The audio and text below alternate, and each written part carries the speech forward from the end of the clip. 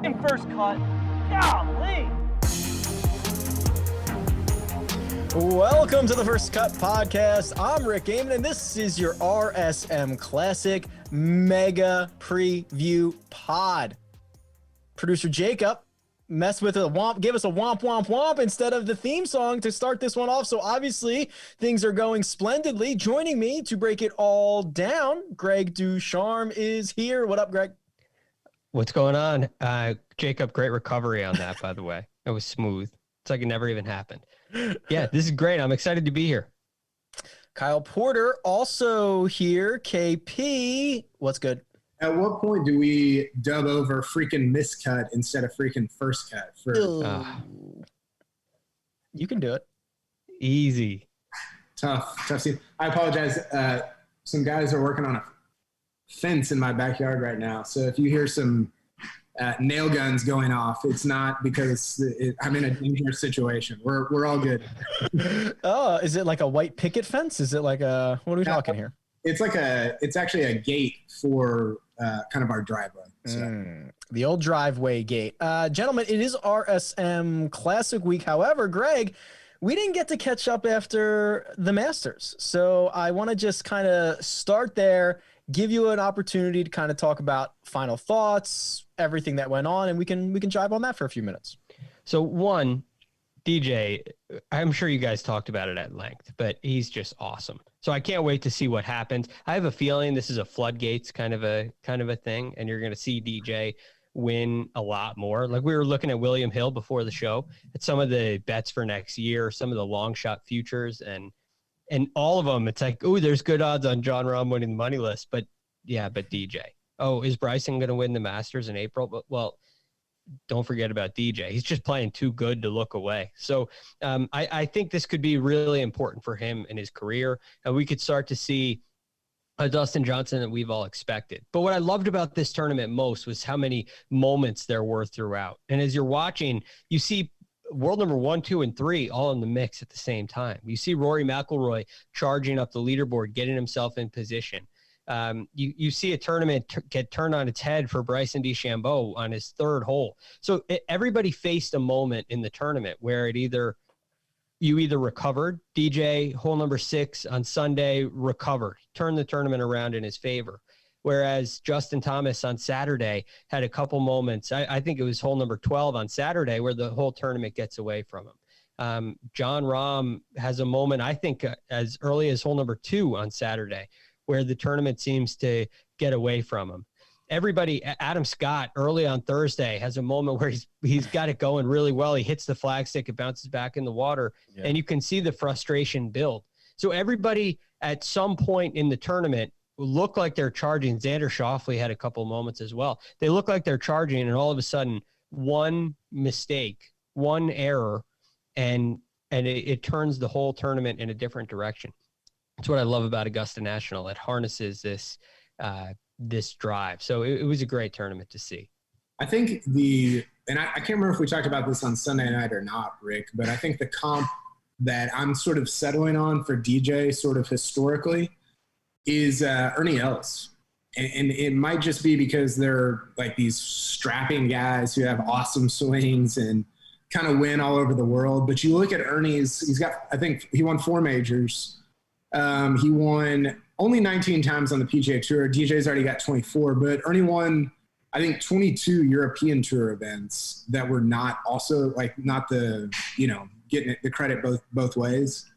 So I don't know. I think if we look at DJ's career at the very end and say, oh, it's pretty similar to Ernie Els, I think that would be obviously, I think it'd be a great thing for DJ, but I also think that's a pretty legit comp for kind of where he might end up. Real quick, I wanted to ask you, Greg, what did you make of all the guys?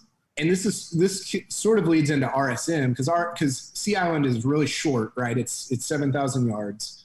What did you make of all the guys in the field at Augusta that were not long off the tee at all?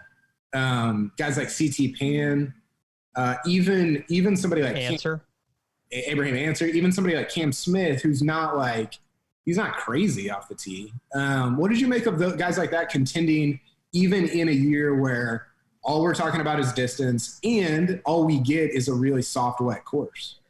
Yeah, so I'm glad you brought that up, because heading into it, as we talked about many times, we thought it would favor bombers. It would favor long hitters. Turns out DJ won. He's a long hitter, but at the same time, I think we really learned something where a soft golf course brings more players into the mix.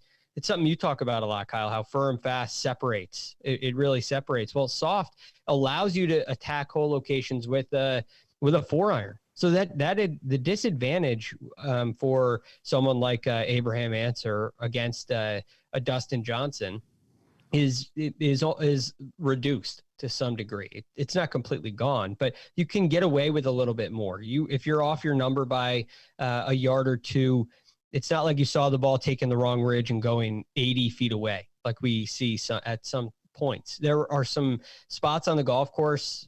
I think of hole number 1, players missed that green to the left with a left hole location and were able to get up and down, or able to. Webb Simpson even made the shot from over there. It's normally completely dead. So the soft conditions allowed you to get away with a little bit more. It did toughen up over the weekend a little bit, but I think that invites more players into the mix because it's soft, because the club you're hitting into the green matters less. When it's really firm and fast, you're talking about it like the BMW, what we saw. You need to have loft, you need to have spin to be able to stop the ball on the green. So the advantage increases dramatically. And I don't think we had that separation because of the way the course played. What would the floodgates opening look like for Dustin Johnson, right? I mean, 3 wins in 2016, 4 in 2017, 3 in 2018, 2 in 2019, 3 in 2020. That is the floodgates for a lot of guys, right? Yeah, what does that look majors. Like? It's winning the Masters again in April. Sounds crazy to say, or winning the PGA. And I think getting 2 of the next 4 majors would be what I would call floodgates. You would all of a sudden double up it would really be, I mean, he would be quadrupling in a 2021 season. He'd be quadrupling his major championship total. That to me is floodgates. That's when you start getting into like a DJ slam kind of situation. If winning, you could get there could be some really cool things that happen, but I think it's all majors. I think it's every time that he contends in a major, which he does regularly and has throughout his whole career, he's closing the deal instead of finishing T2. I think what's interesting is that we think about, I heard somebody talking about this, it might've been the No Line Up guys. We think about, like, you think about Rory's career at majors, you think about DJ and you're like, oh, Rory's had a much better career at majors because he's won twice as many. But the reality is, like, DJ's been involved on a Saturday or Sunday in way more than Rory has. I mean, Rory's been involved a lot, obviously, but DJ is like freaking every major. I mean, you think back even to the beginning of last year, T2 at the Masters, solo second at the PGA. He finishes T2 at this year's PGA, 6th at the US Open. Like, he's like in it on Sunday a lot. Everyone. And so I wonder if maybe some of those just start to kind of break his way. And instead of shooting 64 on Sunday, Colin Morikawa shoots 71 and DJ has 3 or whatever, like over the next 3 or 4 years. I think as long as he keeps basically doing what he's been doing, some of those might just start falling his way, and we look up and he's got 4 or 5 of them. Where do you guys think he stands in terms of his driving in this kind of from 2010 on? Do you think he's the best driver in the game? And also ball striking as a whole? His iron play has been so good. His driving has been so good. And I don't see him with the errant shots that some of the other guys like Rory can miss big sometimes. He can hit some that hang out there. JT misses big. Some of these other big hitters have big misses. I feel like we just don't see that out of DJ, especially under the gun. I don't know if there's a more clutch driver that I've ever seen. He's more clutch than Tiger, right? Remember where was it the line he took against Spieth in a playoff where he was just like, yeah, I'm just going to win this right now. That was the Northern. Yeah, it was at what was it, Glen Oaks or Glen Arbor or something like that. I played Glen Oaks last year with Sean Martin, and he was like, "Are you going to take?" We were playing 18, and are you going to take the Spieth line or the DJ line here? I'm going to take the KP line. That's the better line. All right, that's a good question about DJ. I think he just has such a go-to shot that he's not necessarily the most creative guy. I think mostly because he doesn't have to be. I don't know that he's not creative. He just doesn't show it. And that just, that go-to, like, cut, like, tiny fade. I mean, I've stood behind him so many times at Augusta, and it's like, 2-yard fade, 3-yard fade. It's automatic. I mean, it looks robot. It looks like he will never not hit that. Now, I know that he hits bad shots, but you're right. He doesn't seem to put himself into, like, really problematic positions. And when that's true, then it basically comes down to, like, is your short game hot or not? Are you rolling in putts or not? And I think where he's gotten really detailed over the last 2 years is he takes so much time on the greens. Like, he was really slow, like, just following him around at Augusta National. He is not, like, he'll hit a shot in, 2 seconds. Like, somebody's got one up in the air. His is almost up in the air at the same time. I mean, it's crazy how fast he is with his shots. With his putts, he's one of the slowest guys out there. And I think that's been really beneficial and kind of helped him score better than maybe he did before.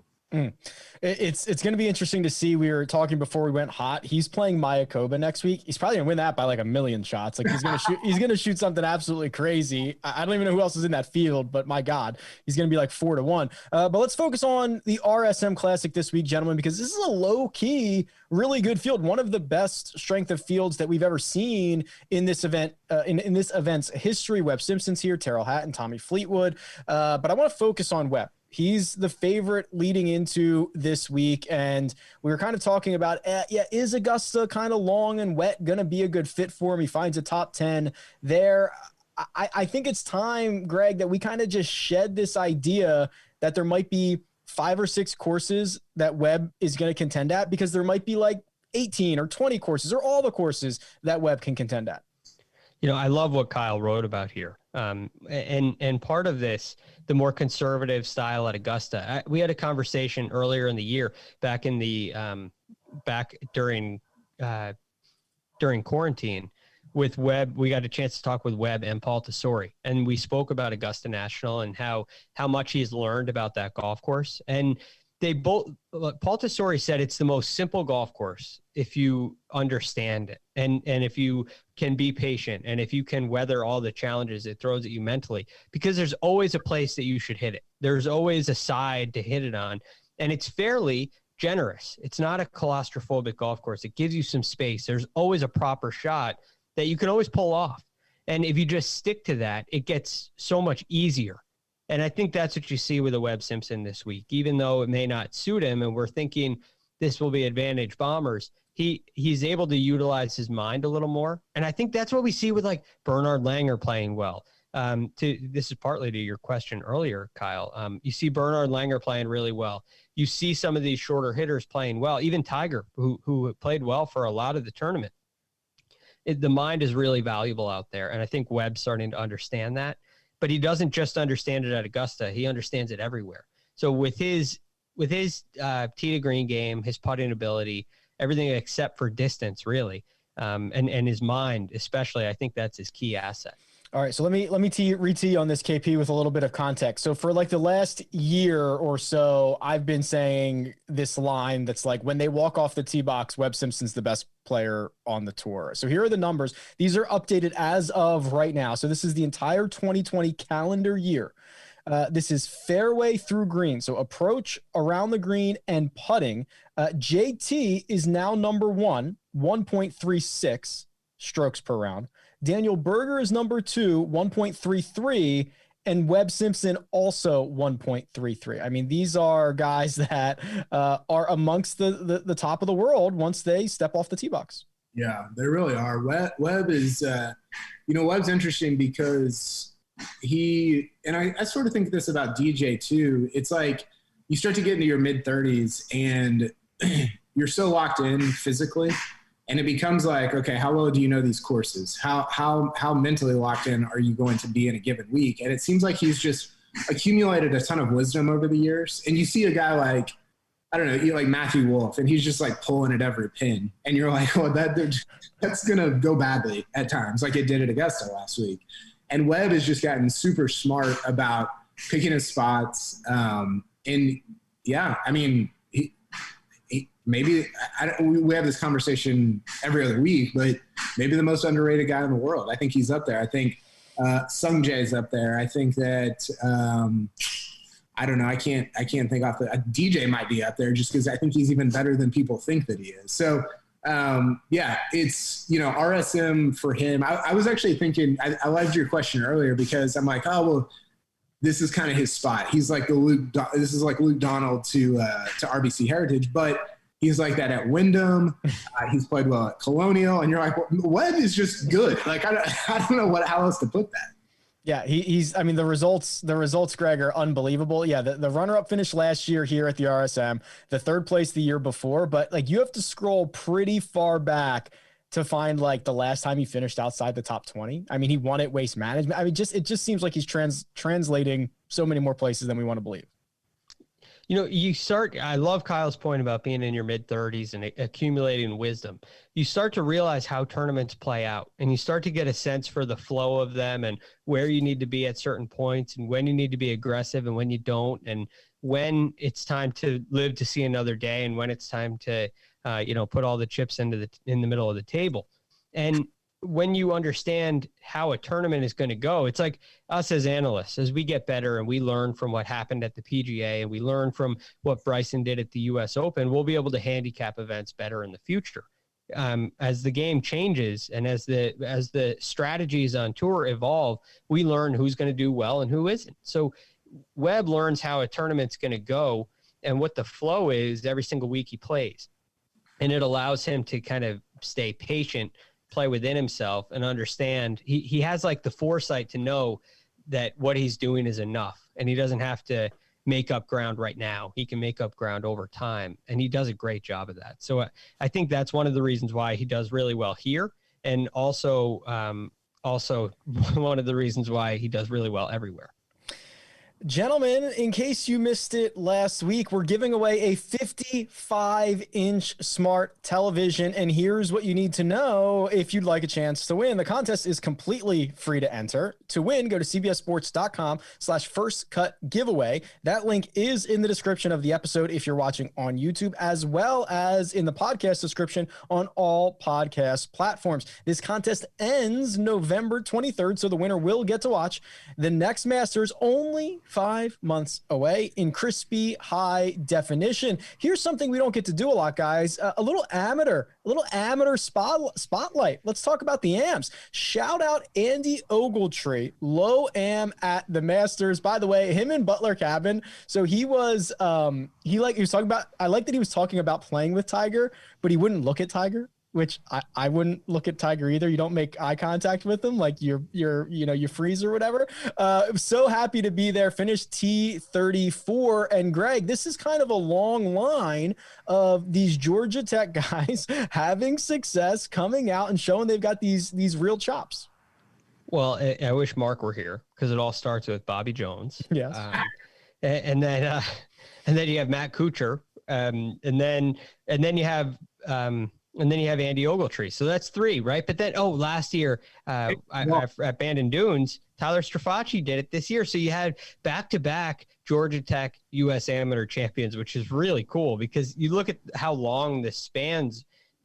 You have Bobby Jones at one end, and now you have Andy Ogletree, Tyler Strafacci back-to-back years. And Matt Kuchar in the middle, who's had quite a nice career himself. David Duval was pretty good too. He was pretty good. He was pretty good. This KP just goes back to like how deep the game is, and there's different ways we talk about how deep the game is. I think the one we talk about a lot is the difference between like 125 on the PGA Tour and the guys on the Korn Ferry Tour. I think that's the one we talk about a lot. We should probably also spend more time on how deep like the top 10 players in the world are, or like the top tier of golfers, because it's a phenomenal list of guys. But then this is even like the next phase where it's like, oh yeah, these guys who aren't even pros yet are beating pros at the Masters. Andy Ogletree, who shot, I don't know what he shot in the opening round, something over par, I think, claws it back all week long. I mean, I don't have the words anymore to describe how insanely deep golf is. Yeah, it is. By the way, Stuart Sink, Ollie Schneider-Johns, Chesson Hadley, Cameron Tringali, Larry Mize went to Georgia Tech. I was Googling. Greg was trying to go off the top of his head. You did good, Greg.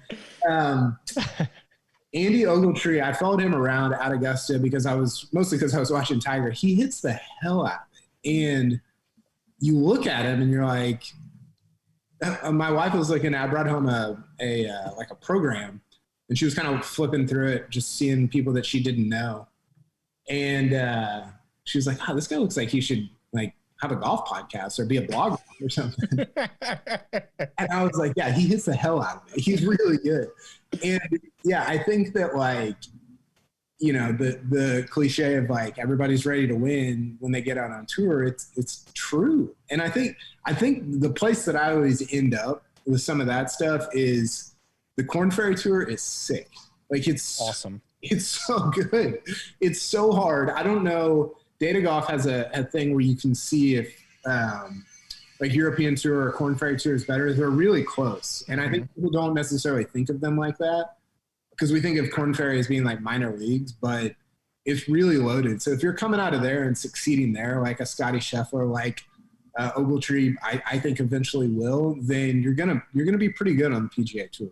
Think about the Korn Ferry Tour money winners we've had recently. You have Will Zalatoris, who is a star, as we all know, and a fan, one of our favorites on the show. He better be a star for how much we've talked about him over the past couple. Right? I mean, we're gonna look pretty. We talk about him more. Yeah. You got Sungjae, right? Rookie of the year, and he just set a record. Speaking of ready to go right away, he sets a record for lowest score for a debut Masters of all time at 15 under. So yeah, he's ready to go. And who'd you have before that? Scotty Scheffler. Scotty Scheffler, I guess he was after. Guy. He wasn't the year. Yeah, he was in between. He was in between. Right. Who was it, KP? So, JT was up there. Like that was 5 or 6 years ago. Yeah. Yeah. I think it was producer Jacob's looking it up. We had Bryce Garnett one year. He won immediately when he got out on tour. Hasn't necessarily turned into what it has for the other guys, but it truly is the avenue to the PGA Tour. And as these guys go through the Korn Ferry Tour, just because you're not on the Jordan Spieth, Bryson DeChambeau, John Rahm level, doesn't mean you're not ready to win on the PGA Tour. So going through Korn Ferry, it preps you, man. I mean, and think about too how many guys you've seen go back for a year and then come back to the PGA Tour in much stronger form. I think of Max Homa, who goes back and forth. All of a sudden he wins at Quail Hollow. So yeah, I think it's a really strong tour, and you really have to develop your game if you want to make it to the next level. Is there a world in which Scheffler is actually the best out of the Wolf, Morikawa, Hovland? No, but there's a world where he's the second best. Okay. Yeah, I mean, Wesley Bryan was 2016, by the way. Patton Kazire. Yeah, he won twice. He just won. Yeah, even some of the guys like, you know, in the 1 through 10 spot, like Sungjae's year, Sam Burns was there, Sebastian Munoz was there. The 2017 year, Abraham Answer was third. Like you even not the guy who just finishes first. Like it's pretty deep. How about 2014? It was top 20: Carlos Ortiz, JT, Finau, Daniel Berger, Max Homa. I mean, that's loaded. That's your PGA. That's like a core group of tour players. Yeah. I don't know. I was thinking that about Scheffler, and I know we're talking about amateurs right now, but I just feel like he doesn't get maybe the credit he deserves. I know he hasn't won, and that matters, but I don't know. I think there's a world in which he might be like the second best guy out of that crew. And maybe not. We'll see how it plays out, but I don't know. He's really good. To me, they're all very even. It reminds me of the 2004 NFL draft class with all those quarterbacks. They all play for 17 years, and except Phillip Rivers, they win Super Bowls, and they're all borderline Hall of Fame careers. This class reminds me of that, where and maybe Scotty Scheffler is kind of the forgotten tag along. We say, oh yeah, he was in that class too, because Hovland, Morikawa, and Wolf drew so much attention, deservedly so.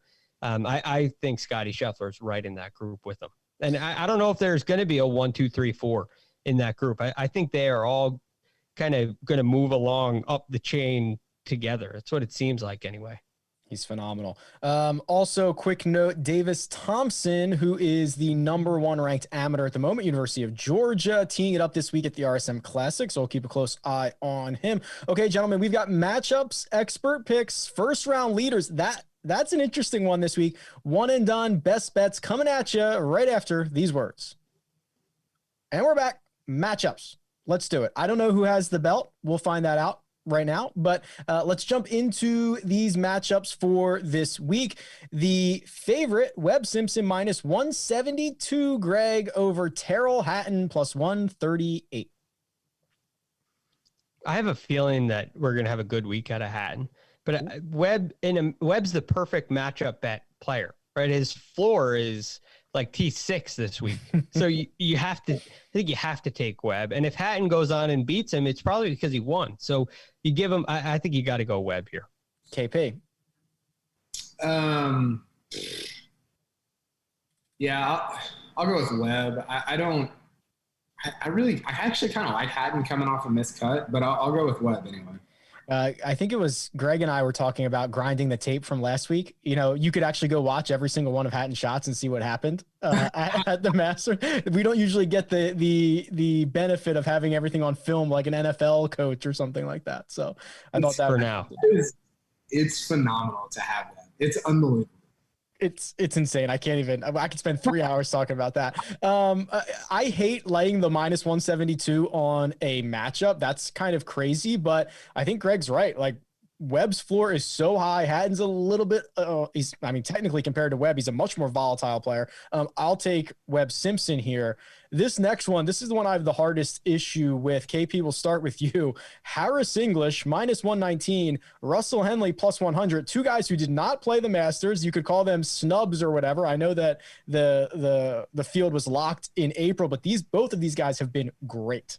Yeah, Russell Henley's been just fantastic. I mean, he's going to be my spoiler. He's going to be my top 10 lock. I feel like I say that every week, and top 10ing. I mean, He didn't at Houston. I think he finished T25 or T29 or something like that.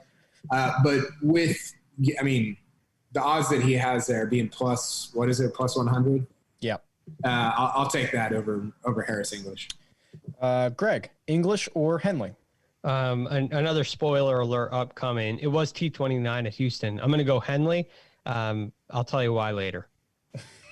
That's a professional tease. I'll take Harris English here. As much as I love Russell Henley, English is like so good, and I love him, and he gains in all four categories. But both of these guys are phenomenal. Sung J M -125 versus Matthew Fitzpatrick, Greg, at +105.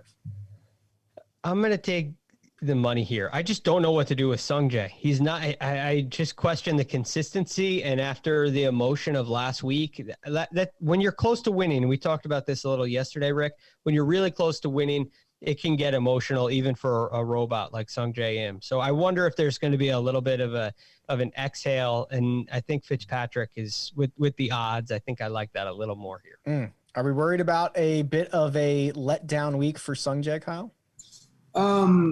No, not necessarily, but I do like Fitzpatrick here. He's going to a shorter course. He's been playing well. He didn't have a great finish last week, obviously, at the Masters, but I don't know. I'll talk more about this later, but this feels like a great spot for him. Okay, so as much as I love Sung Jae, I'm going to take Fitzpatrick here. The one thing that we have not seen from Sung Jae since the restart is consistent finishes. When he plays well 1 week, he hasn't put 2 weeks together in a row. I'm going to take Fitzpatrick here. Tommy Fleetwood, the namesake of the new feature on Twitter, is what I understand, right? That's straight from Tommy Fleetwood. -123 versus Louis Oosthuizen at +102. Greg, first of all, before you answer this, whose swing would you rather have? Oh, man. Louis. Yeah, definitely. Yeah, I like Fleetwood's too, but I would go Louis. It's just, it's like getting out of bed. Right. It's like walking down the street. It's so easy. and it's just out of bed. I've never heard it is. It's just it's awesome. It's one of my favorite swings on tour. So like there's a little bit of bias there. I've seen him in person. Actually, I saw him at on the tournament practice area at Augusta National, and he hit these. It was one of the most amazing things I've ever seen. He's not even in contention. It was 2017. It's Sunday morning. He's not even in the mix. And he's just standing there talking and hitting an 8-iron. I think he hit 4 shots in about 10 minutes. And all 4 of them went straight up into the air, directly at the flag. And 2 of them hit the hole. One of them went in, and the other was like 4 feet away. But he didn't even, he did not react. It's like he hit it, it went up. I'm watching it. It almost goes in. He's talking to the caddy, having a laugh. He doesn't even watch it all the way down, and he's not even in contention. I was just blown away. So I'm a huge Louis guy. I'm gonna take him here because of the money. I like the odds. This is a tough call though. I do like Fleetwood too. I thought you were gonna say I'm a huge Louis guy, but I'm gonna take Fleetwood here and like wrap up that whole story with Tommy Fleetwood. I'll take Louis as well here. KP, Fleetwood or Oosthuizen. If you would have told me that story without knowing who it was about, the only 2 people I would have guessed that it was Tiger or Louis. Yeah, those are the only 2 people. I'm gonna go with Fleetwood. I don't. They both played well at times last week. So they both struggled at times. I think that Fleetwood lost his momentum after Sungjae ended him at Honda. He hasn't been good, and so I wonder if the Masters kind of kickstarted him. And I also wonder, this is not a slight. I wonder if Fleetwood's going to be more engaged. Louis coming off a couple majors, he's probably wanting to be on the tractor. I don't know how engaged he's going to be throughout the week. Producer Jacob did let us know we kind of smashed last week in matchup. So myself, Mark, and Kyle all went 4-1. We all get a third of a matchup belt. So what did I go 5-0 or what did I? That was omitted, so I'm going to assume you did not. Yeah, Greg went 2-3. 2-3. So as a group, we went 4, 8, 12, 14, and 5. Pretty good. And pretty good mental math by me on the spot. Jocko Neiman, our final matchup, -110, making this is his return since testing positive for COVID before the Masters. Presumably he's in the field. Haven't heard anything otherwise. Versus Sebastian Munoz, -110. So both -110. Very interesting matchup here. Kyle, we'll start with you. Man, I love Neiman just generally, but Munoz has been playing really good golf. He played well at what was that? Was it Zozo that he played really well? He's played well every event this year. Yeah, championship. I'll go with Bassi here. I also went with Sebastian Munoz. If you just go back to Northern Trust last year, he's been great, really, really good. Greg and I talked about this on Monday. It's kind of harder to watch because he's going to have one round where he just blows the whole thing up and drops you, 15 spots on the leaderboard. But the rest of it's phenomenal. So I'll take Munoz as well. Greg. Yeah, we can make it a sweep. I think he's one of the more steady players, and I do think he's close to taking the next step and getting it done on Sunday and winning when he's in contention. I know he's won before, but I think he's ready to do that again. Now, the majors on Sundays have given him a little bit of a hard time this year. I think this will be a much different scenario for him, and I think he can overcome it. So I like Munoz here. And there's so much unknown about Joaquin Neiman. We don't even know if he's going to be able to tee it up. So we'll see what happens with him. You don't know how much he's been practicing. I'll go with the safer Sebastian Munoz here. Time for picks. We'll start with our sleepers. I have something that I want to pull up, so I'm going to go first here. I'll take Cameron Davis as my sleeper. Last time I saw him, he was 125-1. He was one of the numbers that stood out to me. The raw talent is there. If you want to talk about putting 4 rounds together, he's got to figure that out, but he is really good if he can put it all together. So Cameron Davis, my sleeper this week. And Kyle, we'll go to you. Yeah, I've got Taylor Gooch. I got to be honest. I'm not like super locked into the RSM, but yeah, he played well. I think he played well at Houston. I think he shot 63 the final round at Houston. And he has been, I think, over the last month, I had this pulled up earlier, pretty good from tee to green. Yeah, so the last month, this is only 12 measured rounds. But of everybody in the field, Russell Henley's first in strokes gained overall, and Taylor Gooch is second. So for the last, 3-4 tournaments, he's been really solid. And I think – I can't remember what his number is. I think I saw it at like 66 or 50 or something like that. Yeah. So I'll go with Taylor Gooch this week. Greg. I'm going to go with a player who I believe is on the comeback trail, Scott Piercy. So Scott Piercy is really starting to turn things around. He missed the cut at the Safeway Open, then tied 57th at the Sanderson Farms, tied 19th at the Shriners, tied 14th in Bermuda, tied 32nd at the Vivint Houston Open. It's kind of like a Cameron Davis scenario where there's one round every week that seems to throw him off. There's a 76 at the Sanderson on Sunday. There's a 72 at the Bermuda Championship on Saturday. There's a 74 on Friday at the Houston Open. But he's right there, and he's playing 3 out of 4 rounds very, very well. And what I really like is, Scott Piercy disappeared last year, completely disappeared.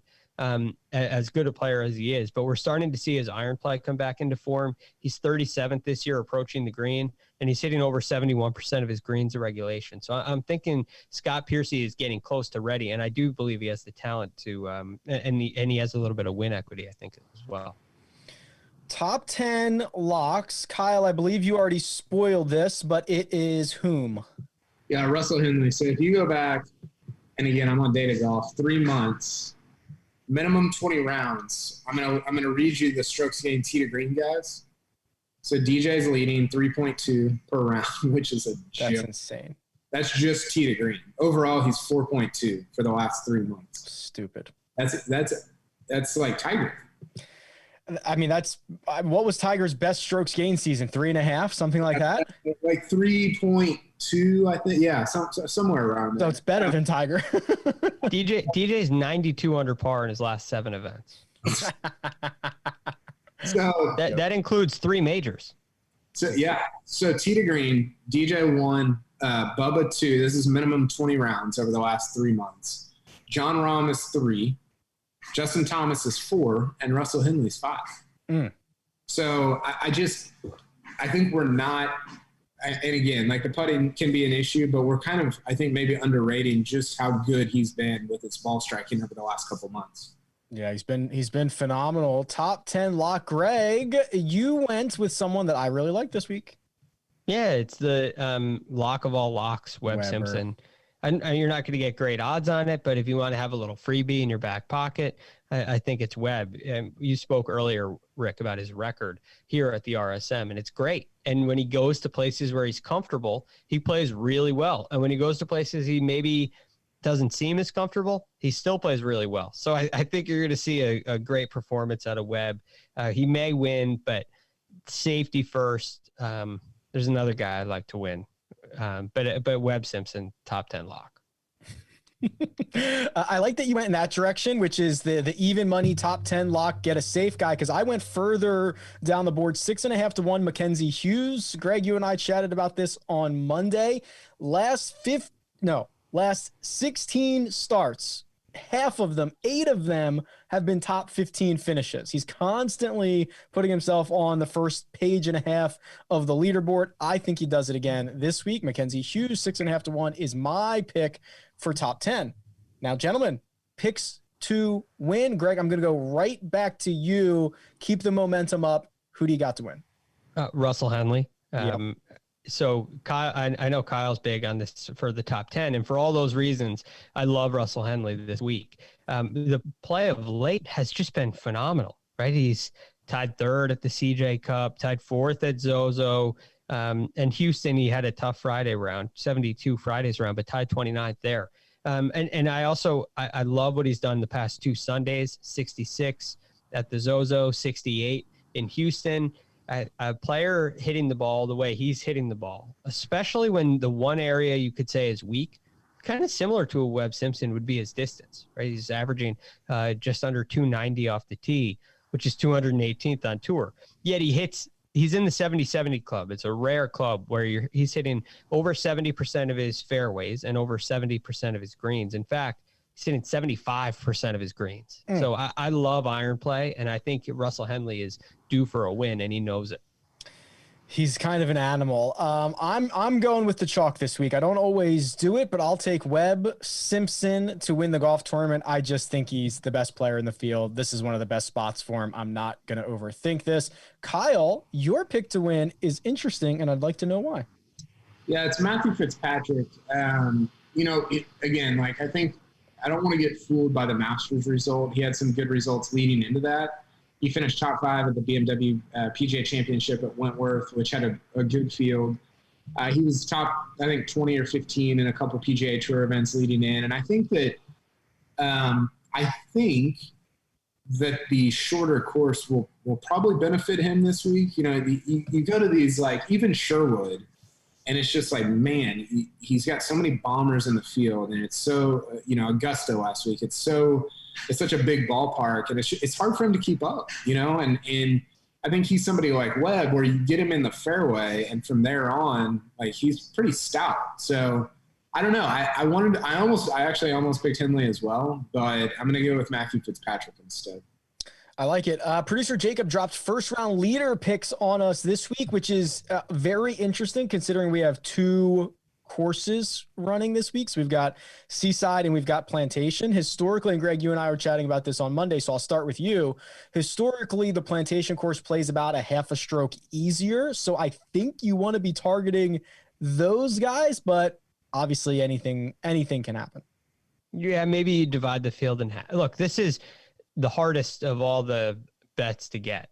The data you have applies the least here in one round. It's so hard to predict. It's a little bit of throwing a blind dart. So I'm going to pick Scott Piercy because I believe he's my sleeper. I think he's going to get off to a really hot start and have a great week as a sleeper. So I'm going to go with him. But these don't make – I don't feel great about a first round. A second round's a different story. But a first round leader I think is – it's like picking a Korn Ferry Tour winner where there's so many guys who can do it, who can play one round really well. It's just tough. It's a bit of a crapshoot, but you get the odds in your favor for it, which is the best part. So I'll take Kevin Kisner here. That's a name we haven't talked about. He's been phenomenal at this event. He's going to start on the Plantation course. What I like about him is these are 2 short courses. He is not long, and he can get a hot putter, which sometimes you need to be able to do to win any round, especially the first round. KP, who will be our 18-hole leader? I'll go with Charles Howell III. He played well the first couple of rounds at the Masters. He won here 2 years ago, and he starts on the Plantation course as well. So I'll say he leads at it's usually pretty low, isn't it? Like 8 under after the first round. Yeah, you're going to have to shoot something pretty low, I think, because the average winning score of the last 5 years is like 19.5 under, and the Plantation course is, you're going to have to shoot, 7-8 under par is probably going to do it. I'll go with Charles Howell. Yeah. One and done leans. Kyle, you and I are on the same page here. We're not going to overthink this. Yeah, it's a good spot for Webb. We were talking earlier, there's a lot of good spots for him. So yeah. I don't know. I think he's probably the right play. I've already used Henley, which sounds crazy. I don't know what other direction I would go in. It seems pretty straightforward. Yeah. I'm with you there. Greg, you have a familiar name? Yes. Henley. Now I gotta do a little homework here and verify that I haven't used him. Yeah, but he's my lean right now. If I did use him, then I apologize. But I don't think I have. So I'm thinking it's Russell Henley. So a look behind the curtain here. We submit our one and done picks through text now instead of through the website, where the website tells you who you've picked and who you haven't. So I have no idea who I've picked and who I haven't picked. Are you deleting your text messages? I just keep firing out like here we go. Producer Jacob has it. While I go through the one and done stuff, let's get to our best bets for the week. And Kyle, we'll start with you. I got to pull this up. Why don't you go to somebody else? Okay, Greg, why don't we start with you? Okay. So I'm going to go with a group bet. Group I love E, this. which has Matthew Fitzpatrick, Kyle's winner, unfortunately. Corey Connors, Kevin Kisner, C.T. Pan, Zach Johnson, and Denny McCarthy. Denny McCarthy is at the bottom of the barrel. And I think he's ready to have a great week. Mark, Rick, you both have been saying for a while that he's ready to win, and he looks ready to win. And I think that's true. So when I see him at the very bottom of this group, Corey Connors is the guy that gives me the most worry because he's just been playing so well. But I don't see a lot of ultra reliable guys here that I would want to take. Maybe Kisner would be a good one, but I think Denny McCarthy in all the group bets stands out to me. Best odds, and I think he's really got a real shot at winning that Group B. If I could handpick Denny McCarthy and Doc Redmond to win, I don't care, this week and next week, like I don't care which one it is, I could go into the offseason like a pig in mud. I would be so thrilled if that would happen. Been talking about them constantly for the last couple of months. Okay, so Greg, so back to the one and done stuff. You've used Brendan Steele, Xander Schauffele, Will Zalatoris, Sam Burns, Patrick Cantlay, Hideki Matsuyama, Joaquin Neiman, Denny McCarthy, Lonto Griffin, and Dustin Johnson. So you do have Russell Henley available. Yes. Okay. So that's no more a lean.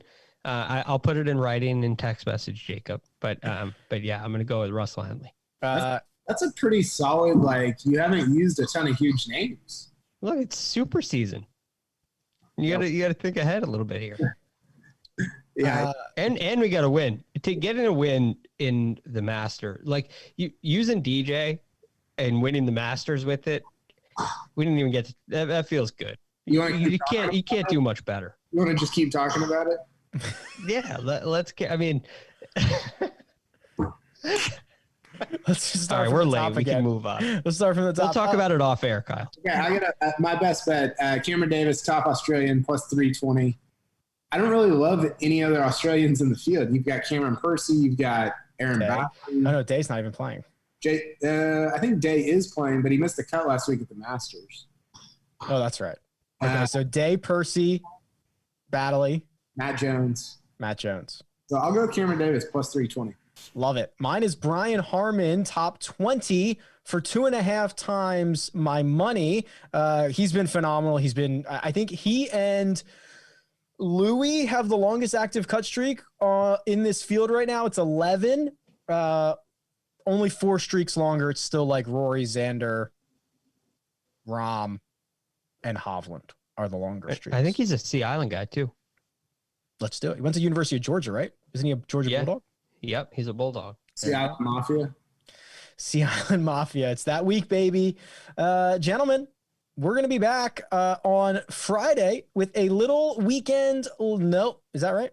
Yes. Little weekend look ahead. Sorry. I thought producer Jacob was shaking his head no at me, and I got nervous for a second. So we'll be back on Friday with a little weekend look ahead for the RSM Classic and some news roundup.